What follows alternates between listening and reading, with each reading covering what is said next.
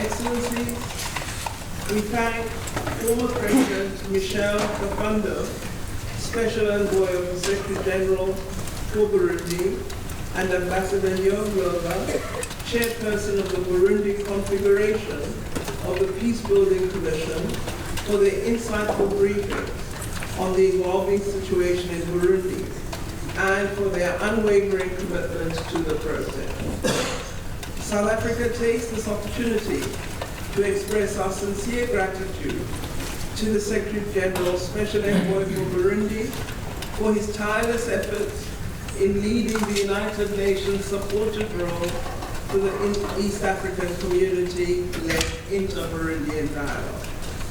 We thank you, sir, for your role in engaging with all the stakeholders in the Burundi process and for working with all Burundian parties to develop the much-needed confidence-building measures to improve the human rights and security situation. Your work with the government and the East African community leadership has fostered an environment conducive to political dialogue and an all-inclusive reconciliation process. We welcome the report of the Secretary General on the situation in Burundi, which reflects on the most recent developments in the country. We take note of the proposed suggestions on how best to enhance an inclusive dialogue and the possible role of the United Nations in the run-up to the general election scheduled for 20 May 2020. This would bolster the efforts of the East African community, which is charged with the responsibility of overseeing the Burundi process. Excellency, South Africa continues to fully support the EAC-led process in the spirit of the Arusha Peace and Reconciliation Agreement, with the support of the African Union and the United Nations. We welcome the recent engagement between President Yoweri Museveni of Uganda as the mediator of the process and Special Envoy Pandor on 23rd August 2019. We note with interest the three-point non-paper, which speaks to strengthening mediation efforts and injecting much-needed momentum into the Burundi process. In this regard, the work of former President Benjamin Mkapa of Tanzania remains invaluable. We look forward to the leadership of the East African community and the African Union in charting the course on Burundi with the assistance of and in coordination with the United Nations. South Africa urges that the Council continues to coordinate its positions with those of the AU Peace and Security Council when dealing with African issues. Africa has very clearly defined regional organizations which deal systematically with issues related to African peace and security. We maintain that it is only through an inclusive dialogue that we can address any political impasse in Burundi, which requires the international community to lend support to the initiatives of the East African community. There should be a conducive environment which facilitates dialogue with the key stakeholders of the East African community-led process. As a guarantor of the Arusha Agreement and as part of the legacy of President Nelson Mandela, we as South Africa always stand ready to support the government and people of Burundi as they consolidate peace and to assist with the development of their country. We congratulate the government of Burundi on initiating a number of preparatory processes for the elections, especially the establishment of an independent National Electoral Commission, the adoption of the Burundian Electoral Code, and the publication of the 2020 election calendar.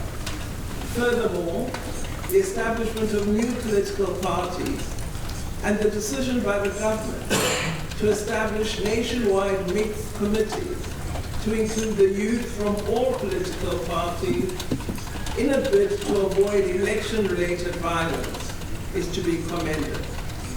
All parties must be committed to canvass support countrywide without hindrance. There should be no no-go areas for any politician or political party. South Africa welcomes the commitment by President Pierre Nkurunziza not to stand as a candidate for the presidential election in 2020. And we look forward to the government and the political parties working together to hold inclusive and peaceful elections. Burundians must be the beneficiaries of free and fair elections that can deliver democracy and development with the assistance of the region. We are encouraged by the continued stable security situation in the country, and we commend the decision of the government of Burundi to finance the elections with their national budget as their sovereign responsibility. We, however, encourage Burundi to work closely with the East African community and the African Union to deliver a truly conducive environment in the spirit of the Arusha Agreement. We commend Burundi's contribution to international peace and security through its deployment of more than 6,000 Burundian men and women in various peacekeeping operations, mostly in the Central African Republic and Somalia. As a member of the African Union Peace and Security Council, Burundi is congratulated on remaining committed to the promotion of peace and security by contributing to silencing the guns in Africa. South Africa remains gravely concerned at the dire humanitarian situation in Burundi. Nearly 1.8 million Burundians are in need of humanitarian assistance, with a large proportion suffering from malnutrition. We urge the Security Council and the international community to do more to alleviate the socio-economic challenges and the humanitarian situation facing the people of Burundi, and call on its partners to support the implementation of the National Development Plan for the benefit of the Burundian people.